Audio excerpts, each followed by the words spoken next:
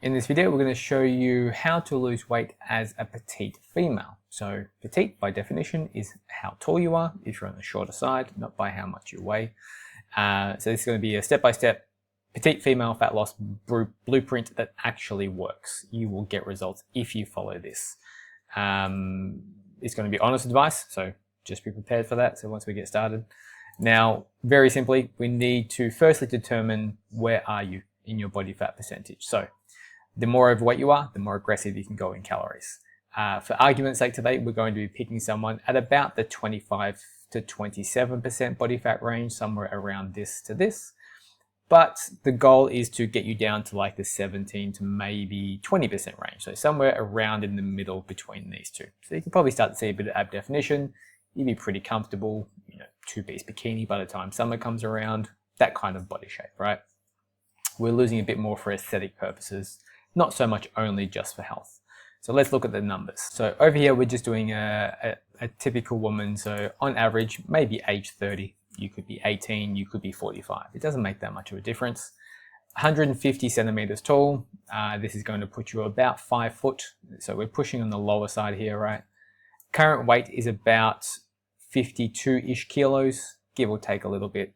Now I'm going to show you something with the exercise modifier in a moment, but currently your starting waist is above the healthy recommended. So you're just outside the healthy ranges. And then you're probably going to end up with an end weight of about 46 kilos. Okay, now people look at that number and go, I can never get that low. You can. You don't have much lean mass, therefore your body weight can get quite low. Now, how many calories you start off with is going to be body fat determined, right? So the more overweight you are, the more aggressive you can go with your calories. And the leaner that you get, so if we change your waist down to 68 centimeters, you actually get to diet on slightly higher calories. And that's because the more overweight you are, the more your body's willing to give up fat as a fuel source. And surprisingly, you actually need to eat more calories toward the end of the diet.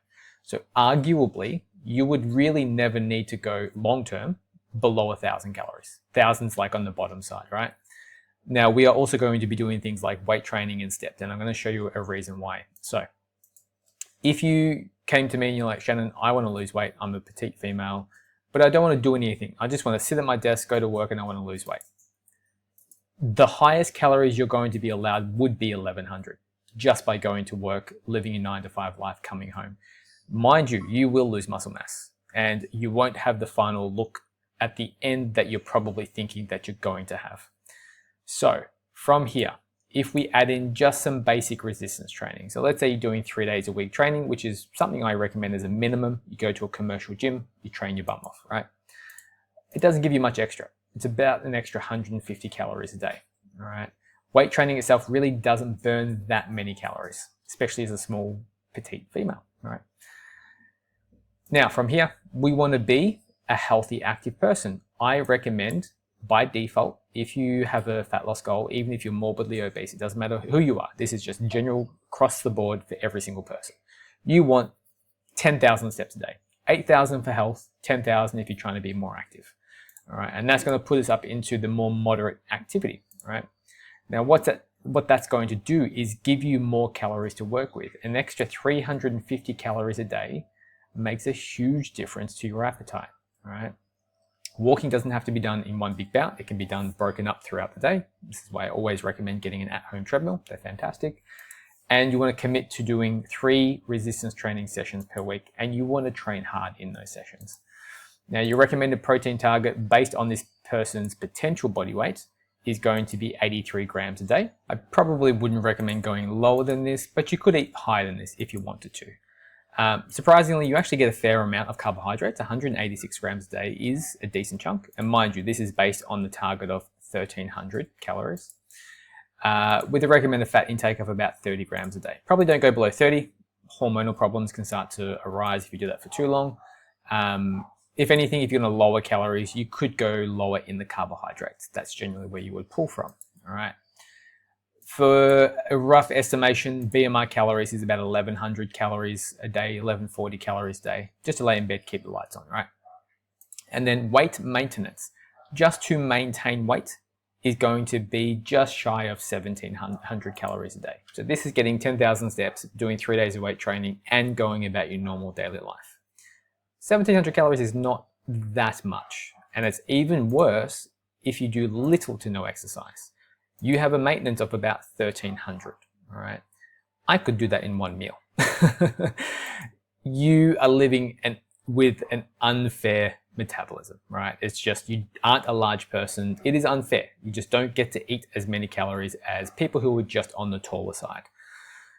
But we don't cry about it. We accept the fact, we own it, and then we do with the information what we can do. So what that means is we be an active person, healthy active person, and we move our bodies. Now, because you're a smaller person, you are going to lose weight and or centimeters on the slower side compared to a standard height person, right? So for example, most people can lose on average close to a half a kilo to a kilo per week. A more accurate way to assess this is you want to aim for about 0.5 to 1% of your body weight per week. As an example, if you're 100 kilos, you can lose a half a kilo to a kilo per week comfortably. If you are 52 kilos currently, you can lose at the rate of about 250 grams to potentially 500 grams per week. Now, second to this, I will always take a measurement loss over a scale weight loss every day of the week. If your scale weight stays the same, and if it even goes up, but your measurements are going down, more specifically around your chest, small waist, low waist, hips and thighs, you are losing fat. So whatever you're doing, keep doing that. But this is a very good start, right? So 1300 calories for this person's hypothetical situation. Now from here, what does your weight training look like? Now, this is something I would recommend people doing or women doing on a 3-day rotational program. So you're basically doing ABA, the following week you're doing BAB. Now, this is in my other video I did the other day about women's physique training. I would still train you the same way doing this. So it's primarily a heavily focused glutes, shoulders, back, and then last is chest and potential abs towards the end, right? So you want to pick a rep range, stick to that rep range, and then you want to progressively get stronger over time. So this is generally the layout.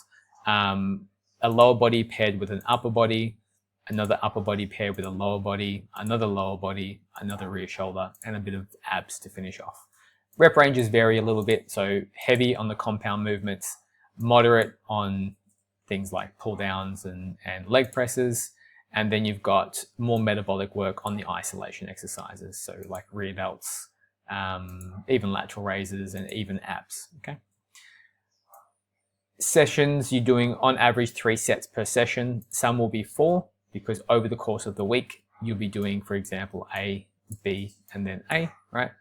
So that means you'll be doing 4 sessions of rear delts, missing out your rear delts, at least direct work, and then doing another 4 sets on the second session. So you kind of get about, let's say, 8 to maybe 9 sets every 10 days, right? Which is close enough to 7 days. Close enough is good enough. And then you just rotate through these two of these sessions, right? The idea is to always do more than you did last time. So for example, if you did 50 kilos or 50 pounds, wherever you're from, and let's say you got 8, 8, 8, in that instance, you probably would want to go up in weight next time because you achieved this top number, okay? If you can't achieve this top number on any of your sets, the weight stays the same, and next session, you continuously keep striving to increase the weight, right? It's a very simple progression model. It's called double progression. So you're trying to hit the rep threshold. When you hit that, the weight goes up. Keep increasing the weight until you hit the rep threshold, then the weight goes up, all right? It's an auto-regulatory program. That is your training program. It does not need to be hard or complicated. Simple is what works best. Because you're already in the gym and you're already doing your weight training sessions, what I'm actually going to recommend for you, and this is not something I recommend to all clients, but for you, especially because you're just a smaller person and you just don't burn that many calories, I would actually recommend you doing post-training cardio. Any non-impact cardio machine is fine. So stair stepper is probably my go-to. Cross trainer, bike, rower, anything except running, to be honest. You're going to jump on and you're simply going to start for 10 minutes. 10 minutes after your weight training session, keeping your heart rate about 120, 130 beats per minute, all right? From there, you're going to stick to your calories, stick to your protein, stick to your steps, weigh yourself every day, do your weekly measurements. All right, measurements have to be done weekly. If, and this is how you change your program, if your measurements don't go down and your weight doesn't go down, or you don't hit a new low, at least in your primary measurements and your average scale weight, then for most people, activity will have to go up. Usually the first instance I would recommend for most people is to take calories down. It's usually far easier. But being a smaller female, you just don't have that many calories to play with. Now, technically you could, if you're eating 1350 calories and you're not hungry, great, just bring calories down by about 100, right? That's probably the first lever I would pull. Men is about 150, but you can pull it down. Women, I would say, just bring it down by 100. Then you're gonna rinse and repeat for another week. Did your measurements and or weight come down this week with the adjustment? But for this to work, you have to be militant precision accurate with your tracking. You must weigh, track, and measure your food. If you do not, you are not being accurate. Okay, and this is super, super, super important. Far too many times I see people who think that they're accurate, but they're actually not weigh, tracking, and measuring their food. Anytime you eat at a restaurant, you are not being accurate because you can never guarantee the amount of calories you're going to be eating. So for a set period of time, you may have to abstain from being out socially, or at least you're going to have to be very particular about the places that you go to, just because being such a small person, you don't have that many calories to play with, all right?